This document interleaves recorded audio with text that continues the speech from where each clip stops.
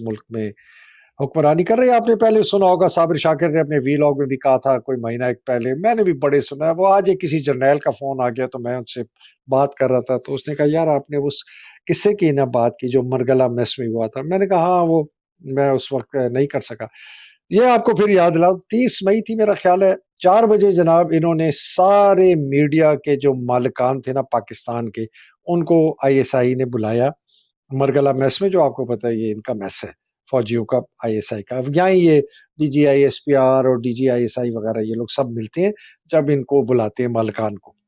तो वहां ये गए तो बहुत लोग थे। तो खैर थोड़ी देर के बाद वो इनका एक वो कर्नल नुमान है, जिसका आपने बड़ा नाम सुना होगा, बड़ा ही मुझे तो नहीं पता उसके साथ क्या होगा जब सारे केसेस खुलेंगे। वो भी इसके साथ बहुत मेजर उसका रिलेशन, ये एसोसिएशन है अरशद शरीफ के कत्ल से।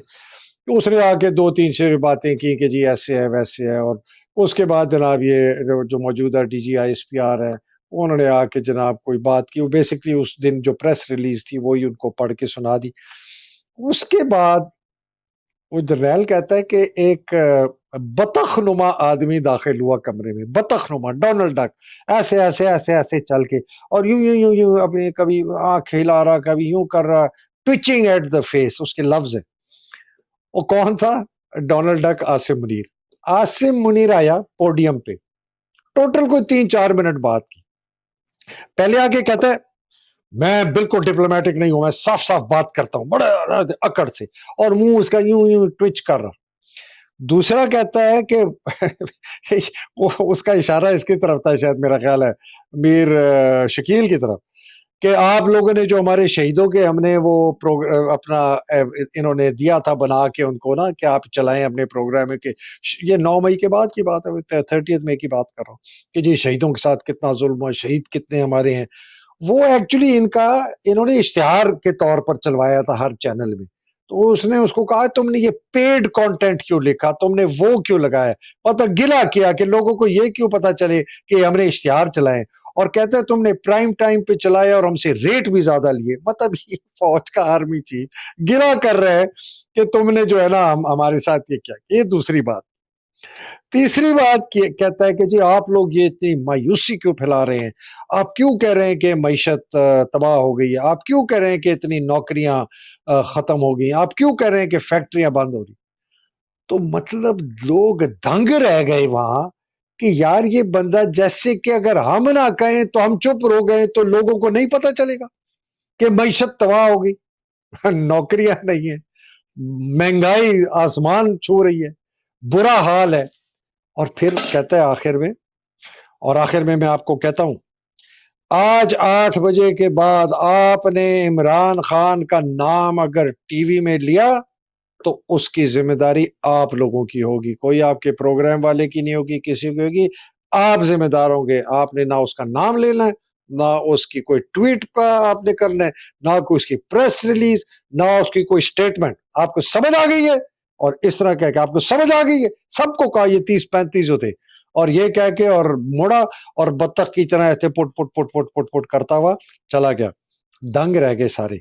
एक तो मैंने आपको पहले ही बताया था कि इंग्लिस्तान में जब इसने जाके तकरीर की थी विल्टन पार्क में, उधर भी 30-35 लोगों के सामने उन लोगों ने कहा, जब इसने मुंह खोला तो हमें शर्म आ गई कि यार ये आदमी हमारा आर्मी चीफ है। बल्कि वो एक मैंने आपके गोरे का भी सुनाया था कि ये तुम्हारा आर्मी चीफ बड़ा डिफरेंट है, ही हैज नो करिश्मा, ही हैज नो, मतलब उसका कोई दब रोब नहीं है। दब तुम्हारे तो बड़े दबदबा और रोब वाले आर्मी चीफ्स होते हैं। एनीवे, ये है जी आसिम मुनीर, ये है जी आसिम मुनीर। आपके 30-35 मीडिया ओनर्स को बुला के उनके सामने उनको कहता है कि 8 बजे के बाद आपने अगर इमरान खान का नाम ना लिया तो आप जिम्मेदार होंगे, and you will face the consequences.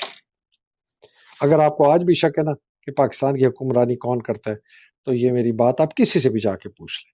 ये तो इस वक्त बात सैकड़ों हजारों लोगों को पता होगी, शायद लाखों को पता हो, लेकिन मैं रिमाइंड कराना चाहता हूं कि आपको ये पता होना चाहिए। एक جہانگیر ترین اور ایم آئی. اچھا ایم آئی کی بائی دا وے ایک رپورٹ ہے، یہ آپ کو پتا ہے، میں پھر سے ریپیٹ کرتا ہوں، ایم آئی کی کلیئر رپورٹ ہے کہ جی یہ جو 9 مئی کا واقعہ ہے، وہ کہتے ہیں یہ 9 مئی کا واقعہ پورا پلان کیا تھا خواجہ آصف نے اور رانا ثناء اللہ نے، اور اس کو ایکسیکیوٹ کرایا ہے آئی بی نے.